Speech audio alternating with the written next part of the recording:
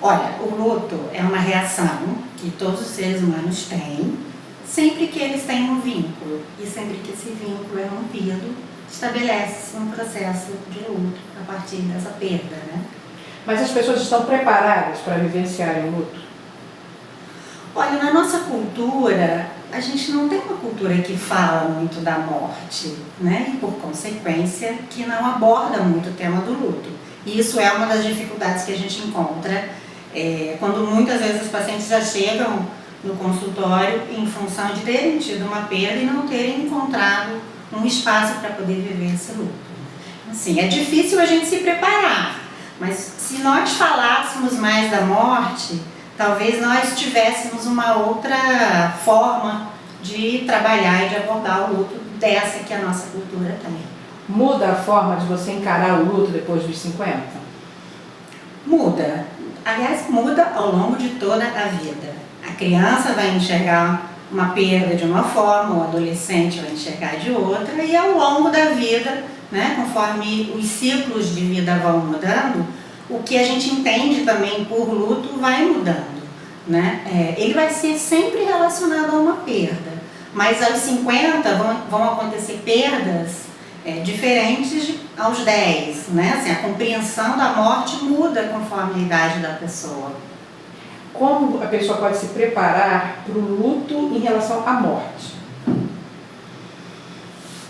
Olha, é difícil, né, a gente responder essa pergunta. Eu não sei se existe exatamente alguma preparação muito específica, né? Mas eu acho que quando a morte ela não é algo dissociado da vida, quando a morte é alguma coisa que a gente entende que faz parte da vida, a gente vai ter a possibilidade de construir uma vida que a gente não vai se arrepender menos, a gente vai formar mais vínculos que a gente gosta, a gente vai fazer escolhas que a gente se sente satisfeita com elas. Tudo isso vai ter uma importância na hora da morte, né? Se a gente olha para trás, faz um balanço e diz: nossa, eu fiz boas escolhas, eu me dei bem com essa pessoa, a gente vivia bem. Tudo isso vai possibilitar, né, que o pós-morte seja a construção que essa pessoa vai fazer da vida depois que ela perdeu essa pessoa, que ela perdeu alguma coisa que ela gosta muito,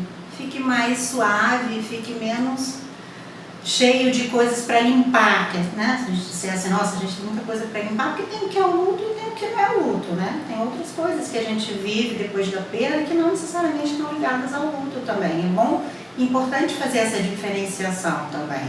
Que tipo de coisas?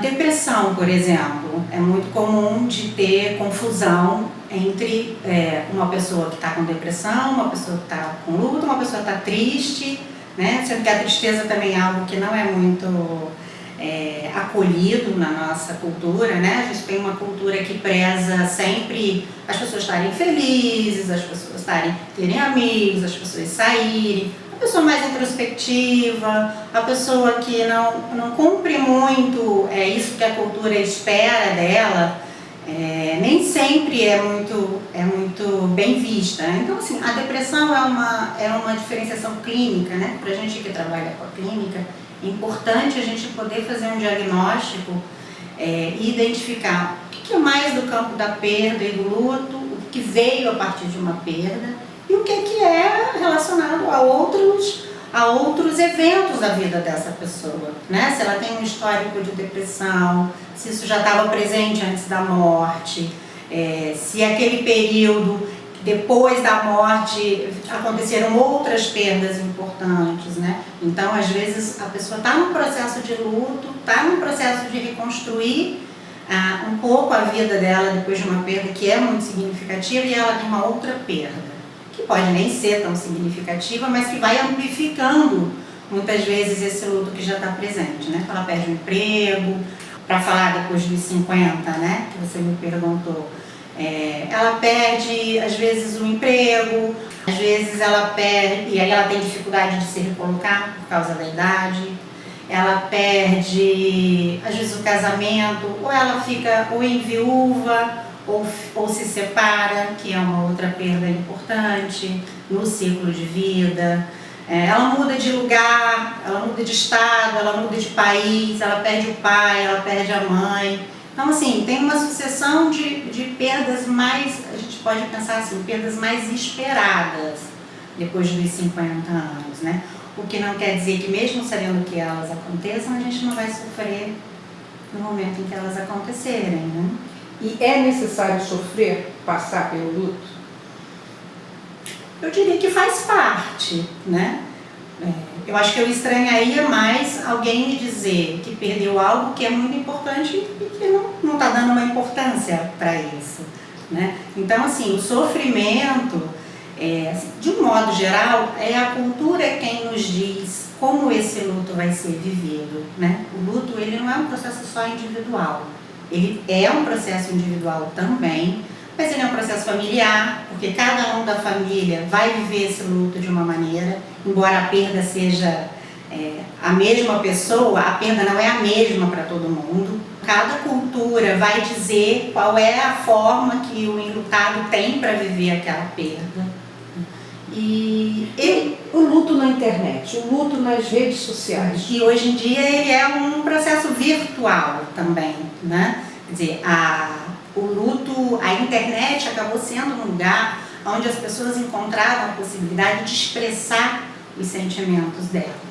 Que às vezes muitas pessoas não tinham outro espaço para poder expressar o seu pesar, a sua tristeza, para poder transmitir os sentimentos para um familiar que ela não teria contato se não fosse pela internet. Os profissionais que trabalham, que têm um vínculo muito próximo das pessoas que trabalham, né, como o caso de nós psicólogos, sentimos a perda quando, né, algum cliente morre no meio do processo. E muitas vezes a internet hoje possibilita essa aproximação que no passado não tinha, né? Então as pessoas procuram as redes sociais para para expressar condolências à família, muitas vezes para expressar o susto de ter perdido alguém que a pessoa não fazia a menor ideia que estava doente ou que teve uma morte súbita e ela só ficou sabendo porque ela teve acesso às redes sociais, porque de outra forma ela não saberia. O Orkut, hoje o Facebook, isso tudo já está muito mais disseminado, mas o Orkut ele tinha já aquelas comunidades que existiam no Orkut, ele já tinha uma comunidade na época chamada Perfis de Pessoas Mortas, que eram onde as pessoas podiam entrar e falar o que elas quisessem a respeito da morte, né? Então, assim, tudo isso hoje facilita com que as pessoas estejam falando mais sobre a morte e estejam falando mais sobre o luto. O cuidado que a gente tem que ter hoje é como falar. A gente não, principalmente para quem está vivendo o luto e que está numa condição de fragilidade maior, uma condição de vulnerabilidade maior, é muito importante a gente saber o que falar, né? As pessoas as pessoas tentam ajudar às vezes, elas não sabem o que dizer, porque elas também não sabem lidar direito com a morte, né? Então elas falam coisas do tipo, você ficou viúva, mas não tem problema, você casa de novo. As pessoas tentam dar soluções para o luto, né? E o luto muitas vezes ele só precisa ser ouvido, acolhido, né? E aí se tiver uma situação que fuja do luto, que traga alguma complicação para esse luto, aí a gente vai trabalhar com ela mais separadamente, mais adequadamente, fazendo encaminhamento para outros profissionais se for necessário, né? Enfim, é bastante complexo mesmo.